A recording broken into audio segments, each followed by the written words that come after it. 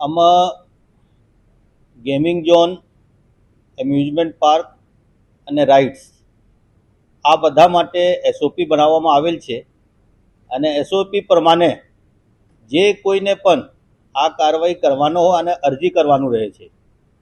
અરજી કર્યા બાદ આ માટે એક સેફટી અને ઇન્સ્પેક્શન કમિટીને ગઠન કરવામાં આવેલ છે. જે કમિટીમાં જુદા જુદા ખાતાઓના અધિકારીઓ છે.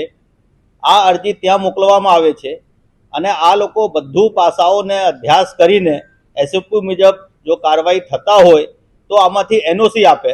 એનઓસી આપ્યા બાદ સીપી ઓફિસ તરફથી સત્તા જે પાસે જે હશે આ અધિકારી દ્વારા આને મંજૂરી આપવામાં આવશે અને પછી રાઇડ્સ ચાલુ થઈ શકે.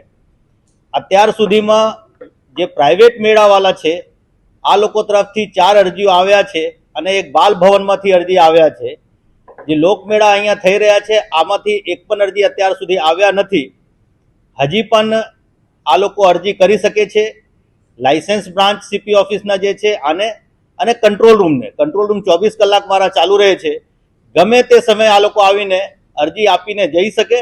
આ અરજી આવ્યા બાદ આ અરજી ઉપરથી લાયસન્સ બ્રાન્ચ પ્રોસેસ કરીને અને મારા કલેક્ટર સાહેબ સાથે વાત થયા છે. આ ટેકનિકલ કમિટીના જે હેડ છે આ લોકોની ઓફિસ પણ કાલે રજા હોય છતાં પણ આને ખુલ્લું રાખવા માટે જાણ કરવામાં આવેલ છે. તો આ લોકો ઓફિસ કાલે ખુલ્લા રાખશે અને પછી આ અરજી અમે ત્યાં ફોરવર્ડ કરશું અને આ લોકો પછી આને જે કંઈ એસઓપી પ્રમાણે કરવાનું હોય કરીને અને એનઓસી આપવા પાત્ર હશે તો એનઓસી આપશે અને આગળની કાર્યવાહી થશે.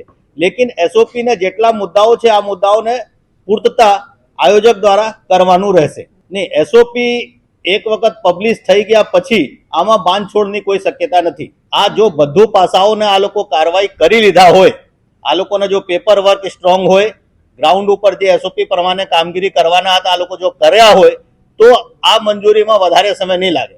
લેકિન જો કાર્યવાહી નહીં કર્યા હોય તો આ લોકોને કાર્યવાહી પહેલા પૂરા કરવા પડે તો જ પછી મંજૂરી મળે. અને કોઈ પણ છૂટછાટ નહીં આપવામાં આવે એસઓપીમાં. એસઓપી જે છે આને પાલન કરવા જ પડશે તો જ આને એનઓસી ટેકનિકલ કમિટી આપશે.